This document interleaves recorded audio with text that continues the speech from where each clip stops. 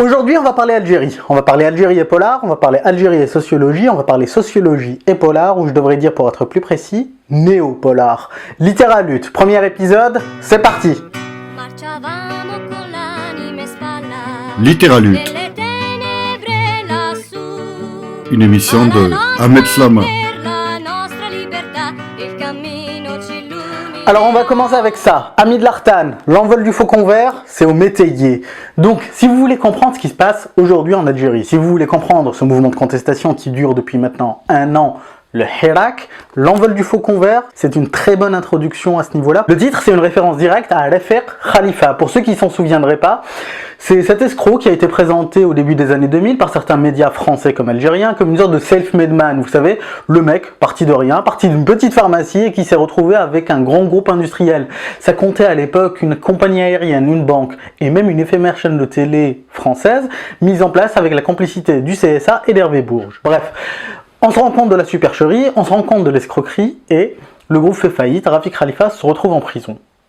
Et comme souvent avec ce type d'affaires, ce sont des façades. C'est-à-dire on va se concentrer sur un clampin, on va se concentrer sur une personne, on va se concentrer sur un scandale et on va oublier le reste. On va oublier l'essentiel. L'essentiel c'est quoi? C'est le système politique. Le système politique qui a permis la mise en place de cette escroquerie. Et ça renvoie à la couverture. On peut avoir une lecture très intéressante de la couverture, justement, pourquoi? Quand on a parlé du titre, là maintenant on va attaquer l'auteur. Alors pas la peine de chercher sur les internets, vous ne trouverez pas Hamid Lartan, c'est un pseudonyme. Le pseudonyme il est assez astucieux, assez ingénieux. On va voir pourquoi, parce que Hamid, je le reprends en arabe, Hamid, ça veut dire général, un général d'armée. Quant à Lartan, Lartan ça renvoie à L apostrophe Artan. C'est un médicament qu'on prescrit contre la maladie de Parkinson, mais qui a été utilisé durant la guerre civile algérienne par l'armée et par d'autres groupes comme psychotrope.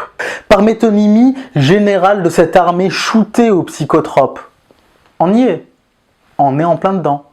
On est justement dans ce dispositif où l'affaire Khalifa, on la met presque de côté et on désigne les responsables, les auteurs, et justement la réflexion sur l'auteur, parce que ce pseudonyme, il prend la place sur la couverture de l'auteur. Donc du coup, ce sont les auteurs, en quelque sorte, de ce qui se passe dans le livre.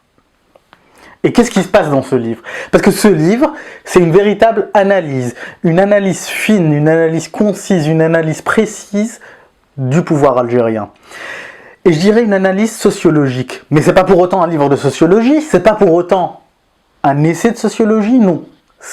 C'est une analyse sociologique par les moyens du roman, par les moyens de la fiction, par les moyens d'un genre qui se prête parfaitement à ce type de jeu, à ce type d'exercice, le polar. Ou je devrais dire, pour être plus précis, le néo-polar.